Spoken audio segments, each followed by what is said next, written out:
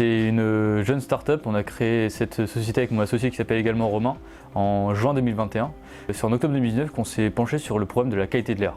Car en effet, chaque année dans le monde, il y a environ 9 millions de personnes qui meurent uniquement à cause de la pollution de l'air. Et c'est de ce constat qu'on a vraiment vu qu'il y avait un potentiel avec tout simplement la nature. La nature en utilisant les algues microscopiques capables d'utiliser certains polluants atmosphériques pour se développer. Et c'est donc en combinant nature et technologie qu'on a développé une technologie brevetée qu'on a intégrée dans une colonne 2,30 m de haut, 80 cm de large, qui nous permet de purifier l'air, tout simplement. Je suis ingénieur production, comme Romain, on s'est connus sur les bancs de la même école, Polytech Lille. Donc à l'issue de notre diplôme d'ingénieur en 2018, on a décidé de faire un an supplémentaire. Donc Romain en business international à l'IAE de Lille et moi-même en master entrepreneuriat et management de l'innovation également à l'IAE de Lille.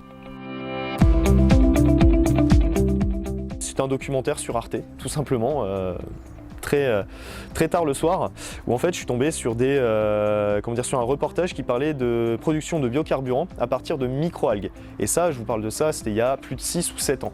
J'ai trouvé ça incroyable. Donc le lendemain, j'ai essayé de me renseigner un petit peu plus sur ce qu'était une microalgue, qu'est-ce que c'était effectivement. Et derrière, je trouvais qu'il y avait vraiment énormément de choses à faire, mais non pas dans les biocarburants, mais par exemple dans le traitement de l'air. À chaque fois, on vantait les mérites de la microalgue comme étant un véritable puits carbone.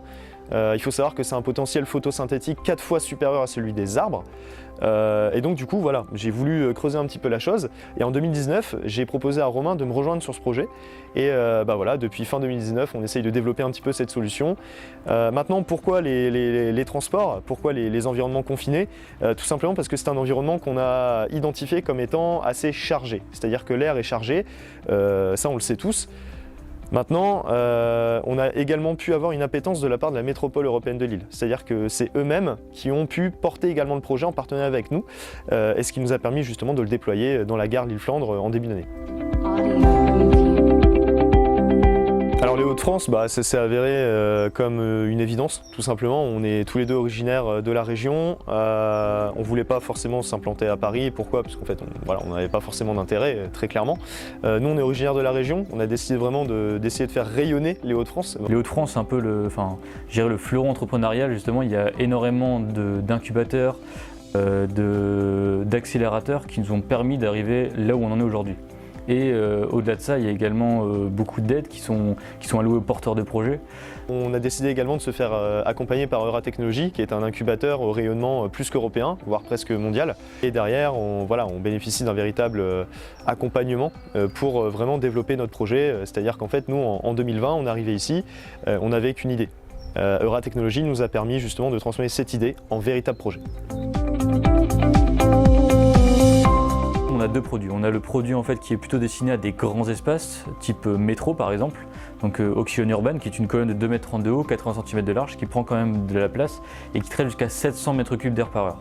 Ensuite, on a également développé un autre produit dans cette gamme, Oxylon Office, qui est cette fois-ci en fait une colonne qui fait 1,60 m de haut, 50 cm d'emprise au sol et qui permet d'améliorer la qualité de l'air dans tout ce qui est bureau ou même encore cafétéria, open space. Alors la crise sanitaire a été un véritable catalyseur en fait pour ce qu'on fait, tout simplement puisque les gens en fait se sont rendus compte que la pollution de l'air importait. C'était quelque chose qui était de plus en plus important. Pourquoi? Parce qu'en fait, peut-être qu'inconsciemment, le fait de voir des gens se balader avec des masques faisait réfléchir sur la qualité de l'air qu'on pouvait respirer. Alors nous, au début, on n'a pas vu ça comme ça, attention.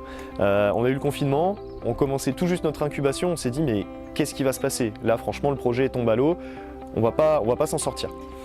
On a appris à travailler à distance, on a appris à utiliser Teams, tout ça. Et derrière, en fait, on s'est vraiment rendu compte qu'il y avait une véritable appétence de la part de nos clients, de nos prospects, sur la qualité de l'air. Et d'autant plus au niveau de l'opinion publique.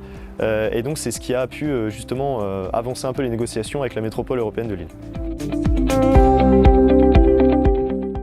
L'innovation, entre guillemets, c'est un peu notre ADN, tout simplement. Tous les jours, on innove, que ce soit en termes techniques qu'en termes administratifs, attention, je dis pas.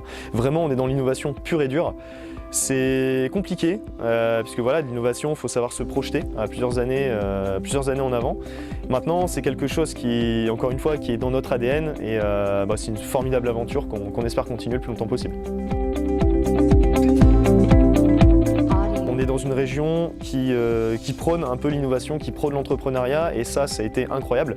On a été accompagné par la région, notamment sur le FRI, qui nous a permis justement de développer notre premier prototype qui a pu justement séduire la métropole européenne de Lille, et derrière on a pu justement développer l'expérimentation. Donc voilà, grâce à la région on a pu vraiment développer ça, et on a la chance d'être dans une région qui, comme je disais, prône l'entrepreneuriat, donc aide vraiment des petites structures à monter leurs projets. On est chez Euratechnologies qui nous a accompagnés en fait de passer d'une idée à un projet concret à la base. Ensuite on s'est fait également accompagner par Créinov, l'incubateur universitaire qui nous a mis en relation avec d'autres des chercheurs en fait, de l'Université de Lille. Enfin, on s'est fait accompagner également par REV3, donc l'accélérateur régional, qui nous a vraiment permis de faire un maillage avec différents partenaires locaux. Et aujourd'hui, c'est comme ça que grâce à cela, on a pu en fait rencontrer un ensemble de partenaires sur la région. Et je pense à Nakara par exemple, qui nous accompagne, qui nous aide à développer en fait notre gamme pour les bureaux. Il y a la métropole européenne de Lille qui nous a permis de faire une expérimentation dans le métro. Enfin, il y a un tas de partenaires, on va dire, dans la région qui nous ont permis d'arriver là où on en est aujourd'hui. Biotheos en 2023, c'est vraiment commercialiser ce produit-là, qu'on est également en train de développer actuellement.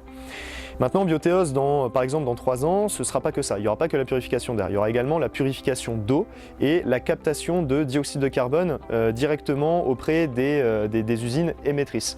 Et notamment, nous avons pu identifier les brasseries. Voilà, c'est très local, c'est très régional. On aime les microalgues, on aime la bière. On a décidé de se lancer là-dedans.